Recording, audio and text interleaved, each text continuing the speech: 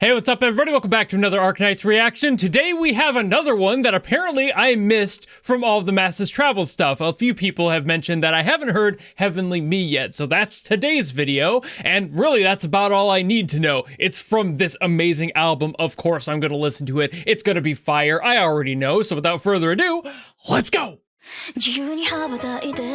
Ooh. Whoa, different energy than I expected.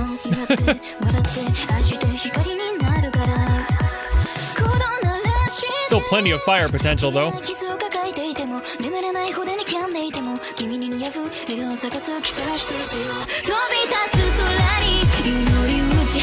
Okay, yeah, very different compared to what I was listening to last time.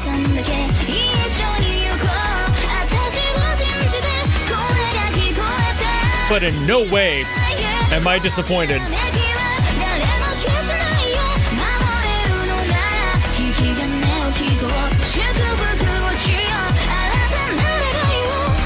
Man. Really, no matter what sound they use for this event, it's absolutely fantastic.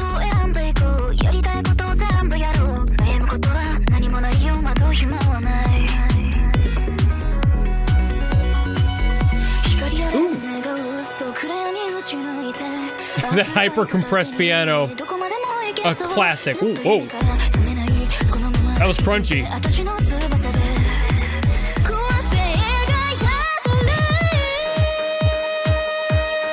Okay. They got some weird stuff going on here.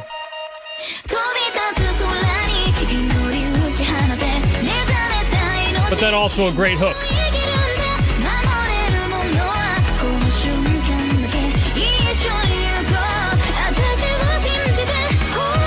I can't help it. I gotta schmoove.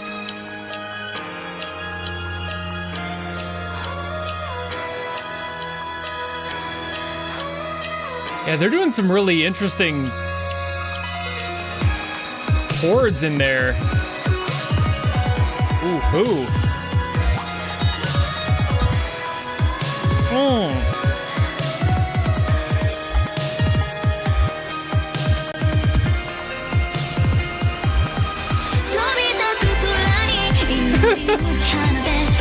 Those little breaks are so interesting.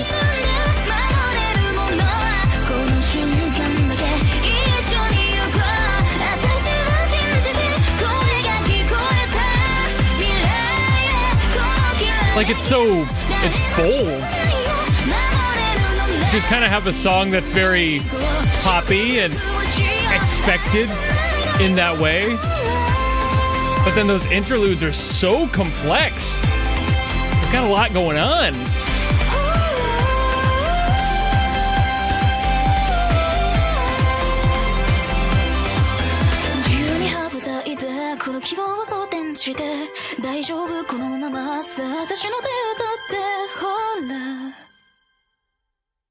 This is like the definition of the producer kind of getting bored after making a fire hook and was like, I want to do something weird with it. Well, now this song makes a lot more sense. It's Kengo Ohama. For those who don't know who Kengo Ohama is, he's a very well-known composer in the anime space, and he did a lot of stuff for Girls Band Cry, which is a series I love, and I think all of you should watch if you like music anime in general. It's CG, so if that's a problem, stop it. Just watch it. It's beautiful. Some of the best CG in anime I've ever seen. Really well fucking done. It's just not Studio Orange, who's another great studio that handles that, but they did an amazing job. So like, watch it if you haven't. Really fucking good series. Regardless, he's made a lot of music for them as well as other things like Ruri Rocks. So it's like, there we go. And that, for the record, is not a music show. If you don't know Ruri Rocks, it's about rocks. It literally rocks. So like, don't get those confused. Either way, amazing composer, somebody who knows what the fuck they're doing and clearly knows how to produce a song that brings all of that to the forefront and showcases all of his talent here. And that's why it has such interesting complexities in it, because that's something that he's done in a lot of his stuff. He just likes throwing in these little nuggets of things that are just like, whoa, that's unique and interesting. It changes the song a little bit, like those little interludes I was talking about in this one.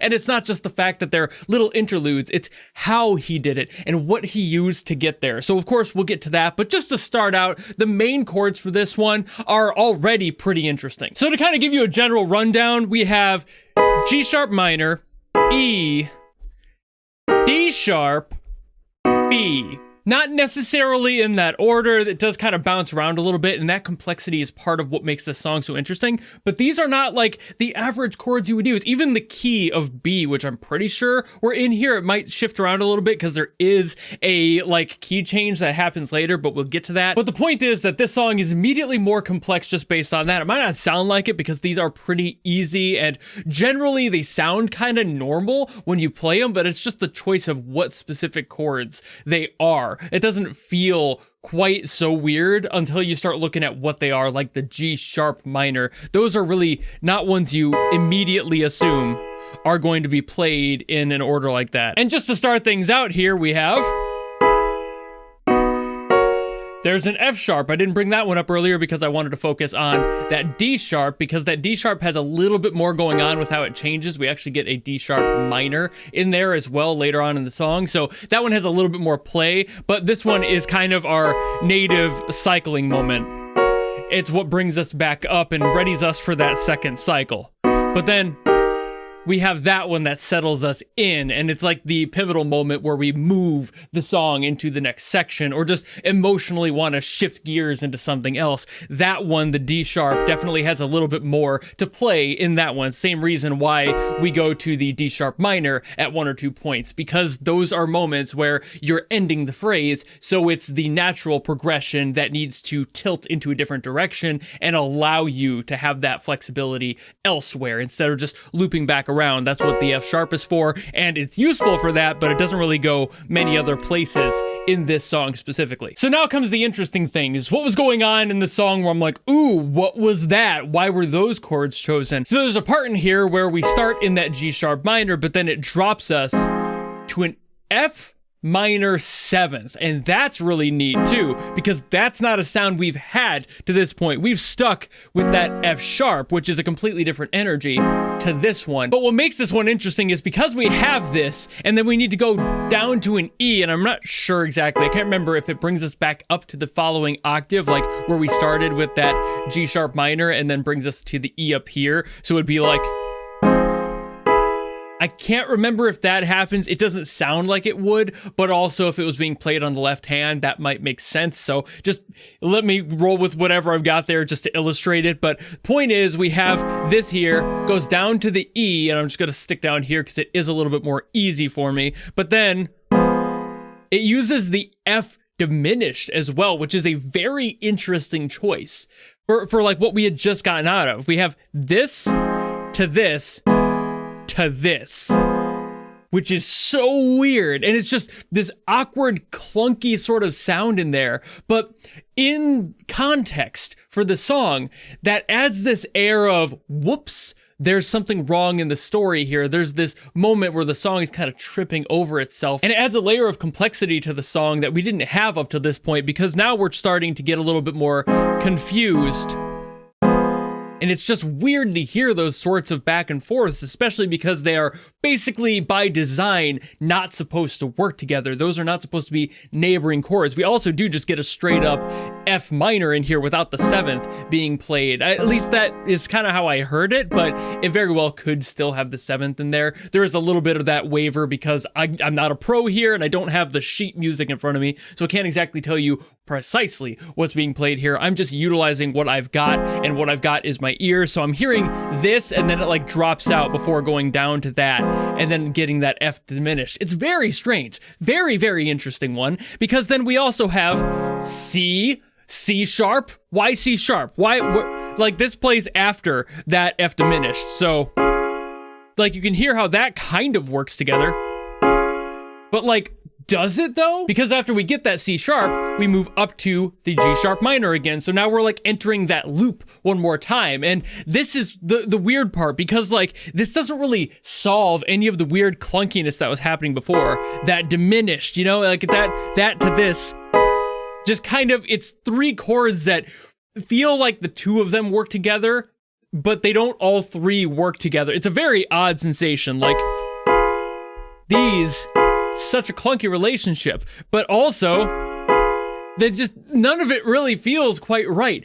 But that's exactly what I mean by the stumbling happening in this song. It's a moment that's supposed to signify a change, not necessarily a good one or anything. It's not necessarily a bad one either. It's just a change. And that change comes very soon after this, because then we do get a change in the overall chord structure. We're no longer going to be doing the one that we know that we were playing earlier.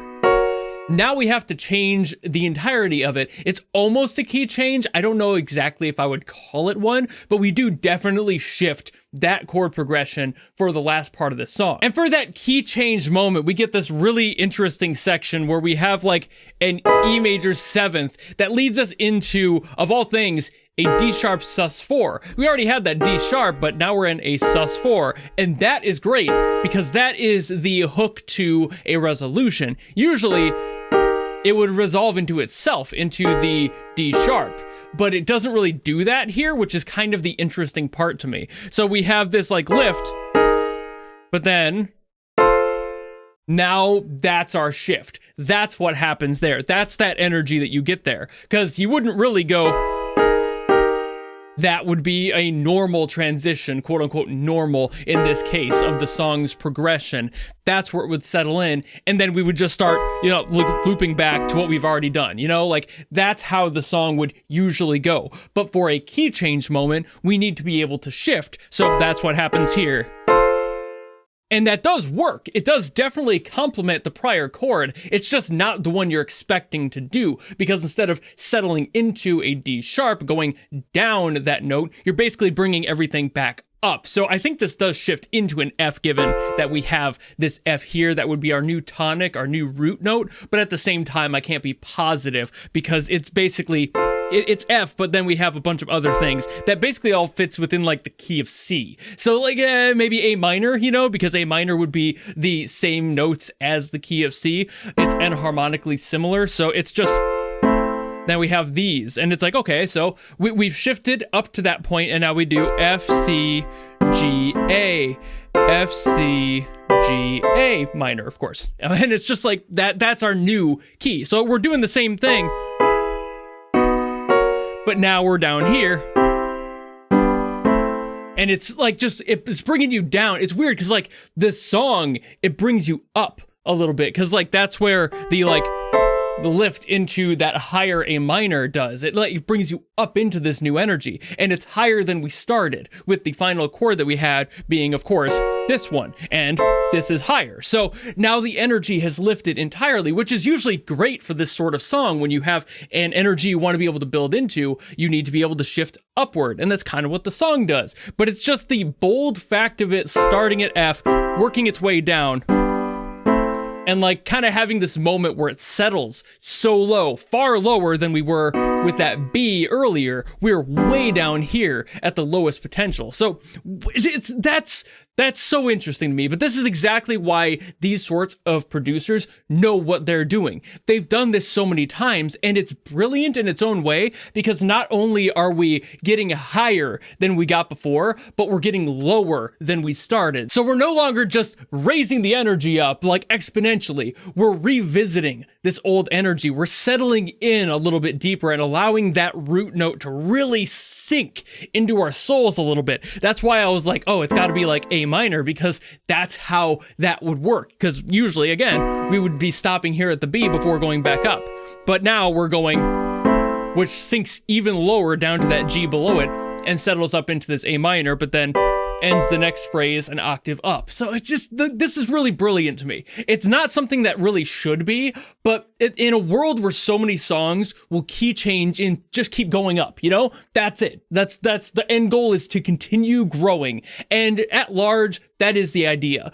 But to make a creative decision to build the song to a point where you're able to not only go up, but also go lower is just really cool to me. I don't hear that nearly enough, and it's something that makes this song, in my opinion, feel that much more boisterous. It makes you feel much more like there is a true high to hit, but also while reminiscing in those lows that you had earlier. It's just an interesting take, and again, why these producers are so good at what they do and why they get paid the big bucks to do it, because they know abusing that sort of an emotional response out of people just subconsciously is how you get people to resonate with the song. So if you're trying to make a song about somebody who's going through this big mental life change or something, or just struggling to get through life, you need to have those reminiscent moments. You need to have them root themselves and ground themselves back in reality, while also being able to go, hey, I am now much more intelligent. I've learned a lot more. My life experience is higher, and therefore the optimism has grown.